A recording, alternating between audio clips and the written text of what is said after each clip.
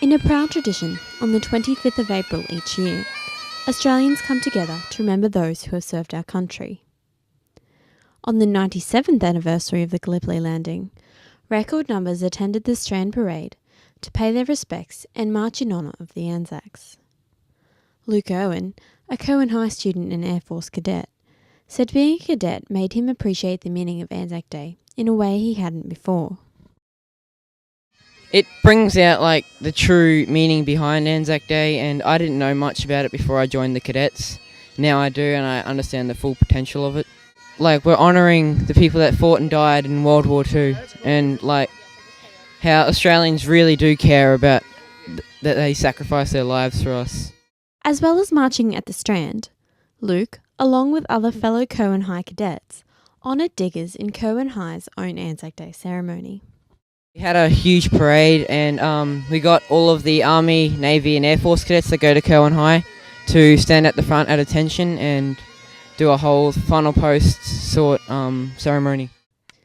With so many defence families living in Townsville, Anzac Day is also a time to offer support to those who have a loved one on deployment. For St Patrick's College students Taylor Devlin and Marty Tritton, Anzac Day has a special significance because they have a parent in the Defence Force. Big thing, because you know how other people have just gone through exactly what you've gone through and everything, and it's a big group of family coming together and you all know you're there to support each other, so it's really a family thing for me. Taylor's dad served in East Timor and on other peacekeeping missions, while Marty's dad is currently serving in Papua New Guinea and before that was in Afghanistan. Both Marty and Taylor are extremely proud of their parents. Yeah, I'm proud of my dad going overseas and helping out the Afghanistan people. Oh, words can't describe how my father's just an inspiration to me.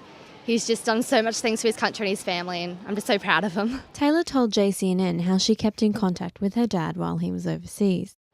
We send little packages away with pictures and letters we used to write him, and my little brother and I growing up would send him pictures of just everyday events, so he would know we still love him and everything. For both Taylor and Marty, seeing their parents return home after being overseas is always an emotional occasion. And I was running up to my dad in the airport, and the first thing he did was just give me a massive hug, and it's just a memory that I've always got. It's just, words can't explain how excited I was to see my dad. I just loved it. Every time I see my dad come out of the airplane uninjured, I always cry and bawl my eyes out and give him a big hug. Marty and Taylor had these messages for the men and women who are currently overseas serving Australia. Just thanks to all the soldiers that, spared their lives for us. Yeah, thanks to all the support and the soldiers and the families who they serve their country and they just make this nation proud. We're a nation of mateship, and it just really shows when it comes to Anzac Day. This has been Krystin Prideaux for JCNN.